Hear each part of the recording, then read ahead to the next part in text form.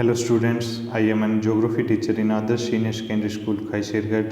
Hope you all are fit and fine. I welcome you all to join online classes. I hope see you soon in classes. Stay home, stay safe. Today will be discuss about chapter second. Chapter second में कौन सा था अपना विश्व जनसंख्या वितरण घनत्व और वृद्धि। चैप्टर सेकंड में आज हम करेंगे क्वेश्चन आंसर। क्वेश्चन आंसर के अंदर जो फर्स्ट जो क्वेश्चन है उसमें क्या है, ऑब्जेक्टिव टाइप क्वेश्चन है। इसमें 4 ऑप्शन मिलेंगे हमको और उसमें से आपको सही पे टिक करना है। तो फर्स्ट जो क्वेश्चन है वो क्या है, निम्नलिखित में से किस महाद्वीप में जनसंख्या वृद्धि सर्वाधिक है। जनसंख्या की वृद्धि किस में सर्वाधिक है, ना कि जनसंख्या सर्वाधिक है, ये पूछा है। जनसंख्या वृद्धि का पूछा है, कहाँ पे जनसंख्या है, वो वृद्धि दर किसकी सर्वाधिक है। तो उसमें ऑप्शन दे रखे हैं अफ्रीका, दूसरा ऑप्शन एशिया, तीसरा दक्षिणी अमेरिका और चौथा है उत्तरी अमेरिका। तो इसमें से आपको ये जो इसका आंसर है वो आपने यदि जो लेसन है वो ढंग से रीड किया है तो आपको फटक से आंसर आ जाना चाहिए। तो इसका आंसर क्या हो जाएगा, अफ्रीका। कौन सा आंसर हो जाएगा, अफ्रीका।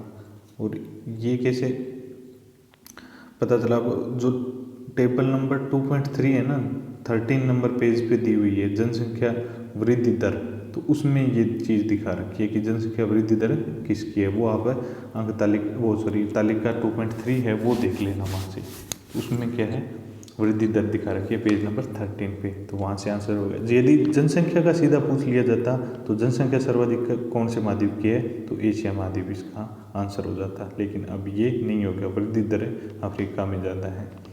ओके स्टूडेंट्स, तो नेक्स्ट क्वेश्चन है वो क्या है, निम्नलिखित में कौन सा एक विरल जनसंख्या वाला क्षेत्र नहीं है। नहीं है यहाँ पे ये पूछा है, विरल जनसंख्या वाला क्षेत्र नहीं है। तो इसके जो ऑप्शन दे रखे हैं वो क्या है, first option Atacama, second option भूमध्य रेखीय प्रदेश और थर्ड ऑप्शन दक्षिण पूर्वी एशिया और फोर्थ जो ऑप्शन है वो ध्रुवीय प्रदेश। तो अब आपको सही पे टिक करना है। तो कौन सा सही कौन सा हो जाएगा, दक्षिण पूर्वी एशिया, क्योंकि एशिया में सबसे ज़्यादा है और एशिया में भी सबसे ज़्यादा कहाँ पे विरल जनसंख्या वाला क्षेत्र नहीं है, मतलब सघन जनसंख्या कहाँ पे है, दक्षिणी पूर्वी एशिया में। तो इसका आंसर हो जाएगा गए दक्षिणी पूर्वी एशिया। आगे नेक्स्ट क्वेश्चन है वो क्या है, निम्नलिखित में से कौन सा एक प्रतिकर्ष कारक नहीं है, ये पूछा नहीं है प्रतिकर्ष कारक। प्रतिकर्ष कारक होते कौन से हैं, जो कि कम आकर्षित करने वाले जो होते हैं वो प्रतिकर्ष कारक होते हैं। तो प्रतिकर्ष और अपकर्ष दो होते हैं। अपकर्ष मीन होता है अधिक आकर्षण और प्रतिकर्ष मीन कम आकर्षण। तो प्रतिकर्ष कारक नहीं है, इसका मतलब कि अपकर्ष कारक हो सकता है वो। तो प्रतिकर्ष कारक नहीं है। जल अभाव ये भी नहीं होगा, क्योंकि इसमें क्या है, जल का अभाव है, वो तो अपने आप में ही एक प्रतिकर्ष कारक है। बेरोजगारी है, ये भी प्रतिकर्ष कारक है, ये भी नहीं होगा। महामारी है, ये भी अपने आप में प्रतिकर्ष कारक है, ये भी नहीं होगा। और ये जो गया ऑप्शन है वो हो जाएगा चिकित्सा या शैक्षणिक सुविधाएं, ये क्या है, प्रतिकर्ष कारक नहीं है। ये कौन से कारक है, अपकर्ष कारक है। ओके स्टूडेंट्स, तो इसका आंसर हो जाएगा गए। अगला नेक्स्ट क्वेश्चन, निम्नलिखित में से कौन से एक तथ्य सही नहीं है। अब नहीं है ये है। अब आपने यदि लेसन ढंग से रीड किया है तो आप इसका आंसर दे दोगे। फर्स्ट ऑप्शन है विगत 500 वर्षों में मानव जनसंख्या गुणा से अधिक बढ़ी है। जो सेकंड ऑप्शन है 5 अरब से 6 अरब तक बढ़ने में जनसंख्या को 100 वर्ष लगे हैं। जननांकिकीय संक्रमण की प्रथम अवस्था में जनसंख्या वृद्धि उच्च होती है। तो इसमें से जो एक तथ्य नहीं है कौन सा है, वो कौन सा हो जाएगा, 5 अरब से 6 अरब तक बढ़ने में जनसंख्या को 100 वर्ष लगे हैं, ये ऑप्शन है इसका नहीं है। तो ये हो गया अपना क्वेश्चन फर्स्ट हो गया इसका। सेकंड जो क्वेश्चन है वो क्या है, जनसंख्या के वितरण को प्रभावित करने वाले 3 भौगोलिक कारक। अब इसमें क्या है, आपको ध्यान रखना है, इसमें सिर्फ और सिर्फ क्या पूछे हैं, 3 भौगोलिक कारक पूछे, ना कि आपको कारक पूछे। कारक में तो यदि आपसे ये पूछ लेता कि हाँ जनसंख्या वितरण को प्रभावित करने वाले कारक, तो कारक में तो भौगोलिक कारक और आर्थिक कारक, सामाजिक एवं सांस्कृतिक कारक, ये 3 ये हो जाते। और आपको सिर्फ ये पूछा है कि 3 भौगोलिक कारक। भौगोलिक कारक कौन से हो जाएंगे, जो जिसमें आ जाता है फर्स्ट जो है वो इसका आंसर हो जाएगा फर्स्ट, जल की उपलब्धता। ये क्या है, भौगोलिक कारक है। और जल की उपलब्धता से क्या से है, जहाँ जल आसानी से उपलब्ध होता है उन क्षेत्रों में लोग बसने को प्राथमिकता देते हैं। ये हमने लेसन में पढ़ा था। अभी जहाँ जल होगा वहाँ लोग बसने को प्राथमिकता देते हैं। जैसे नदी घाटियाँ विश्व की सबसे सघन बसे हुए क्षेत्र हैं। जैसे मैंने लेसन जब पढ़ा रहा था तब मैंने बताया था, एग्जाम्पल भी दिया था, गंगा नदी है वो, उसके जो तटीय इलाके हैं उसमें सबसे भारत के अंदर सबसे घना बसा हुआ क्षेत्र है। अगला जो है इसका सेकंड कारक है वो कौन सा भौगोलिक कारक है, भू आकृति।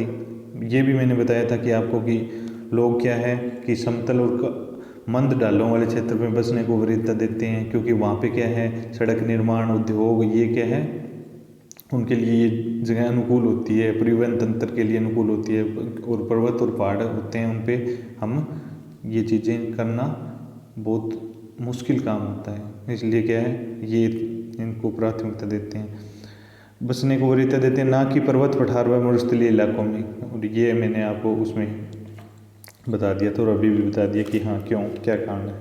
थर्ड जो है वो क्या है, जलवायु। अति उष्ण व ठंडे मरुस्थलीय क्षेत्रों में विरल जनसंख्या होने का क्या कारण है। अभी जहाँ जनसंख्या एकदम से मौसम क्या है वहाँ पे क्या है ठंडा होता है तो भी वहाँ लोग कम रहते हैं, और एकदम से गर्म होता है वहाँ भी कम रहते हैं। परंतु शीतोष्ण प्रदेश घने बसे हुए हैं। शीतोष्ण, शीत और उष्ण दोनों का बैलेंस है यहाँ पे, तो इसलिए क्या है यहाँ पे घने बसे हुए हैं। ये हो गया अपना सेकंड क्वेश्चन, जो 13 वर्ड में आपको लिखना है। आगे अगला जो क्वेश्चन है वो क्या है, विश्व में उच्च जनसंख्या घनत्व वाले अनेक क्षेत्र है, ऐसा क्यों।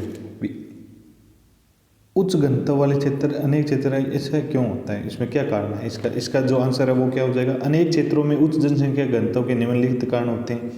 नंबर 1, एशिया में विकसित कृषि। एशिया है उसमें क्या है कृषि विकसित अवस्था में। इन क्षेत्रों में अनुकूल जलवायु क्या है वो अनुकूल है, मतलब कि इसकी जो कृषि के क्या है अनुकूल जलवायु है एशिया के अंदर। और उपजाऊ मृदा है, मृदा क्या है उपजाऊ और जल सिंचाई सुविधा है, तो इसके कारण क्या है यहाँ पे कृषि क्या है विकसित अवस्था में है, और इसके कारण यहाँ पे जनसंख्या घनत्व क्या है उच्च है, क्योंकि एशिया की जो जनसंख्या है वो अधिकतर कृषि पे आश्रित है। अगला जो यूरोप व संयुक्त राज्य में औद्योगिक विकास, उद्योग का विकास कहाँ हुआ है सर्वाधिक, यूरोप और संयुक्त राज्य अमेरिका और इधर कनाडा वगैरह, इनमें क्या है औद्योगिक विकास सर्वाधिक। इन क्षेत्रों में खनिज भंडार, खनिजों के क्या है इन क्षेत्रों में भंडार है। उद्योग व सहन सत्र क्या है ऊंचा है, तो इसके कारण क्या है यहाँ लोग ज़्यादा आकर्षित होते हैं, इसके कारण यहाँ पे क्या है उच्च जनसंख्या घनत्व है। ओके स्टूडेंट्स, ये हो गया सेकंड क्वेश्चन का सेकंड। अगला जो क्वेश्चन है वो क्या है, थर्ड क्वेश्चन क्या है, जनसंख्या परिवर्तन के 3 घटक, ये हमने पढ़ा था। इसमें सीधा जो जनसंख्या घनत्व के घटक हैं वो दे रखे हैं, कौन से पेज नंबर पे दिए हुए हैं, ये दिए हुए हैं 11th पेज नंबर पे दिया हुआ है, स्टार्टिंग के अंदर 11th पेज जहाँ से स्टार्ट होता है वहाँ पे जनसंख्या परिवर्तन के घटक। तो उसमें से आपको 30 शब्दों में लिखना है, तो बहुत शॉर्ट में लिखना है आपको। तो उसमें से मेन चीज़ें क्या है, जन्म दर है CBR, जिसको क्या बोलते हैं अशोधित जन्म दर। CBR की फुल फॉर्म बताई थी, क्रूड बर्थ रेट होती है। तो उसमें क्या है किसी वर्ष विशेष में ये क्वेश्चन और सॉरी लेसन पढ़ाते टाइम आपको ये चीज़ें बताई थी आपको। और इसके नीचे क्या आ जाता है कि क्षेत्र विशेष में वर्ष के मध्य जनसंख्या इंटू 1000, ये तो हो जाती है बर्थ रेट। और अशोधित मृत्यु दर कौन सी हो जाती है, किसी वर्ष विशेष में मृतकों की संख्या, मरने वालों की संख्या किसी वर्ष के अंदर, कोई वर्ष विशेष कोई सा भी वर्ष ले लो आप, उसमें उस वर्ष का ही जनसंख्या काउंट होगी और उसके अंदर जितने भी मरने वालों की संख्या है वो काउंट होगी। तो किसी वर्ष विशेष में मृतकों की संख्या भाग उस वर्ष मानित जनसंख्या इंटू 1000। और तीसरा जो कारण है वो क्या है प्रवास क्या होता है, एक जगह से दूसरे स्थान पे जाना। लोग क्या है चले जाते हैं, किसी भी कारण से बेरोजगारी बढ़ गई है तो रोजगार की तलाश में चले जाते हैं, या राजनीतिक अस्थिरता आ गई तो लोग वहाँ से क्या है प्रवास कर जाते हैं। प्रवास के कारण लोग एक स्थान से दूसरे स्थान तक जाते हैं। तो ये जो क्या हो गए कारण हो गए जनसंख्या परिवर्तन के 3 घटकों के। तो आज के लिए स्टूडेंट्स इतना ही, आगे जो बच गए हैं वो अगले वीडियो में हम उनके क्वेश्चन आंसर करेंगे। Thank you, have a nice day. जय हिंद, जय भारत।